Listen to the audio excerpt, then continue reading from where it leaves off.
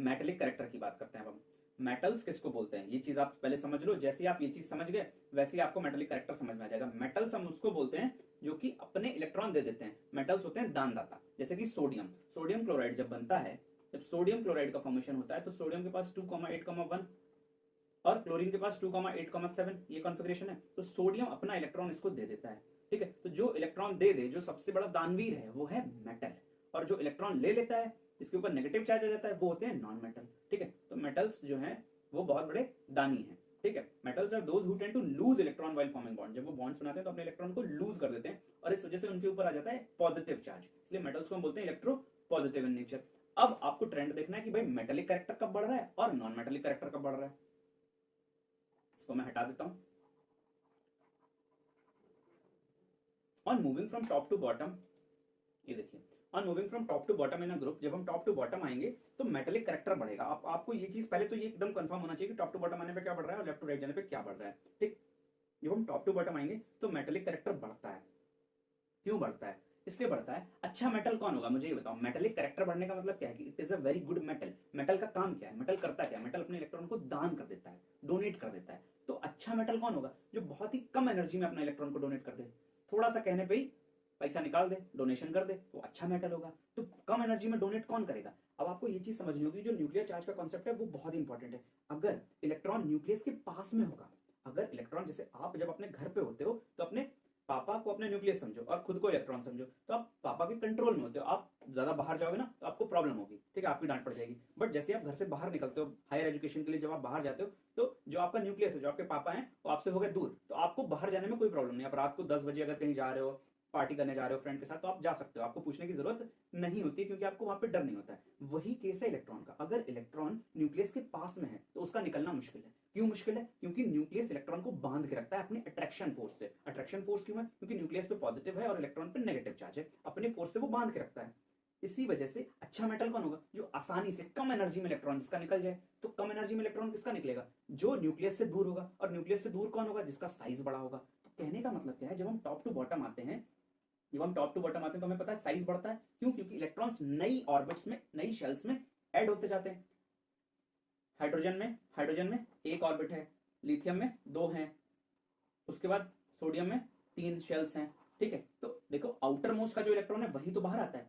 तो न्यूक्लियस देखो, न्यूक्लियस की दूरी बढ़ती जा रही है ना, आउटर मोस्ट वाले से न्यूक्लियस की दूरी बढ़ती, नीचे जाएंगे तो और आउटर मोस्ट वाला चौथे में होगा, तो न्यूक्लियस बीच में जो बैठा है उसकी दूरी बढ़ रही है आउटर मोस्ट वाले इलेक्ट्रॉन से। तो आउटर मोस्ट के इलेक्ट्रॉन का बाहर निकलना बहुत ही आसान है, थोड़ी सी एनर्जी दोगे बाहर निकल जाएगा। क्यों बाहर निकल जाएगा? क्योंकि न्यूक्लियस के अट्रैक्शन फोर्स से वो दूर है। तो यही चीज लिखी हुई है कि जब हम टॉप टू बॉटम आएंगे तो मेटेलिक कैरेक्टर बढ़ेगा। टॉप टू बॉटम आएंगे तो इलेक्ट्रॉन आसानी से निकलेगा। मेटल अच्छा कौन, जिसका इलेक्ट्रॉन आसानी से निकल जाए। जब इलेक्ट्रॉन आसानी से निकलेगा तो मेटेलिक कैरेक्टर अच्छा होगा। तो metallic character top to bottom आने पे इंक्रीज होगा। This is due to the reason that effective nuclear charge experience by valence electron. Valence electron जो है, आउटर मोस्ट शेल के जो इलेक्ट्रॉन है, उन पे जो न्यूक्लियर चार्ज लग रहा है वो कम हो रहा है, न्यूक्लियस की पावर कम हो रही है। Because outermost electron are very far, क्योंकि जो आउटर मोस्ट इलेक्ट्रॉन है वो न्यूक्लियस से दूर होते जा रहे हैं, इस वजह से मेटेलिक कैरेक्टर बढ़ेगा। जब हम लेफ्ट टू राइट जाएंगे, देखो जब हम लेफ्ट टू राइट जाएंगे तब क्या होगा, तब साइज छोटा होता है। अब देखो साइज से सारी चीजें रिलेटेड है, इसलिए साइज इंपॉर्टेंट है।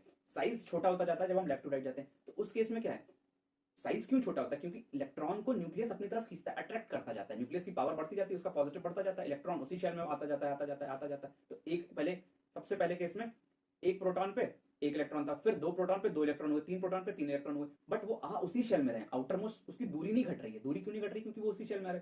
तो फिर वो न्यूक्लियस अपनी पावर बढ़ाता जाता है और उन इलेक्ट्रॉन को अपनी तरफ खींचता है और साइज को छोटा करता है। जब साइज छोटा हो रहा है तो इलेक्ट्रॉन्स जो है आउटर मोस्ट शेल के, वो उसी शेल में है, तो न्यूक्लियस के पावर में, न्यूक्लियस के कंट्रोल में। जैसे जैसे हम लेफ्ट टू राइट जाएंगे, जैसे जैसे हम लेफ्ट टू राइट मूव करेंगे, वैसे वैसे साइज और छोटा होता जाता है, साइज और छोटा होता जाता है। सबसे छोटा साइज किसका होगा? सबसे छोटा साइज इसका होगा, ठीक है, आर्गन का होगा, ठीक।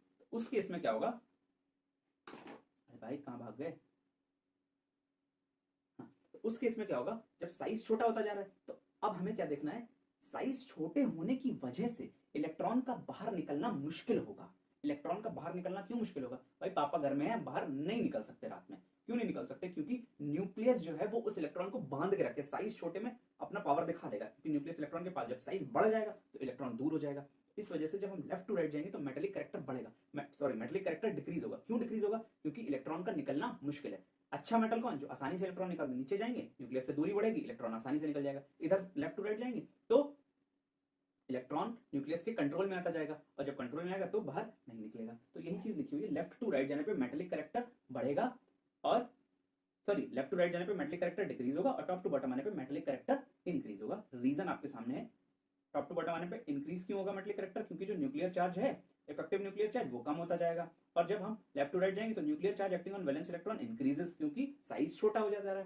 इस वजह से tendency to lose electron, electron जो अपना देना चाहता है, मेटल इलेक्ट्रॉन देने का उसको होता है कि भाई इलेक्ट्रॉन दे देगा तो वो अपना आउटर मोस्ट शेल के आउट इलेक्ट्रॉन पूरे कर लेगा, बट वो नहीं दे पाता है, तो इस वजह से वो अच्छा मेटल नहीं होता। अच्छा मेटल कौन नहीं होता, नॉन मेटल। ठीक है, ऑब्वियस सी बात है यार, जो मेटल नहीं है वो नॉन मेटल है, तो सेम इसका जस्ट उल्टा हम नॉन मेटल में कर लेंगे, जिसमें मैंने रीजंस नहीं लिखे हुए हैं।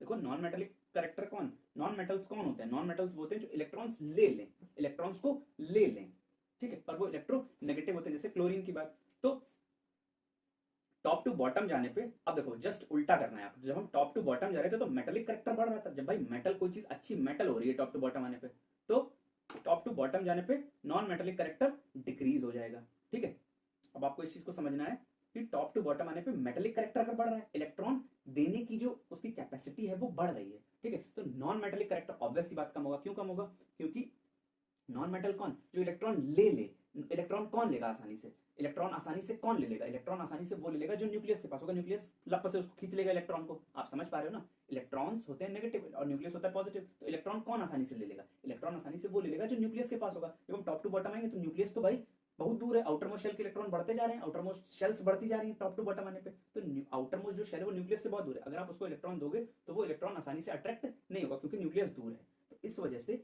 इलेक्ट्रॉन जो ले ले जल्दी से वो नॉन मेटल अच्छा है, तो वो इलेक्ट्रॉन अच्छे से नहीं ले पाता जब हम टॉप टू बॉटम आएंगे, तो इस वजह से टॉप टू बॉटम आने पे नॉन मेटेलिक करेक्टर डिक्रीज हो जाएगा। ठीक है, इसी वजह से लेफ्ट टू राइट जाने पे, जब हम लेफ्ट टू राइट जाएंगे तो भाई नॉन मेटेलिक करेक्टर इंक्रीज होगा। क्यों इंक्रीज होगा, जब हम लेफ्ट टू राइट जाएंगे तो साइज छोटा होता जा रहा है, इलेक्ट्रॉन्स जो है वो न्यूक्लियस से अट्रैक्ट होते हैं तो साइज छोटा जाता है, जैसे आप इलेक्ट्रॉन दोगे तो न्यूक्लियस बिल्कुल पास ही में बैठा है, तुरंत वो इलेक्ट्रॉन को ले लेगा। तो जब हम लेफ्ट टू राइट जाएंगे तो इलेक्ट्रॉन लेने की जो कैपेसिटी, इलेक्ट्रॉन गेनिंग कैपेसिटी है वो इंक्रीज हो जाएगी।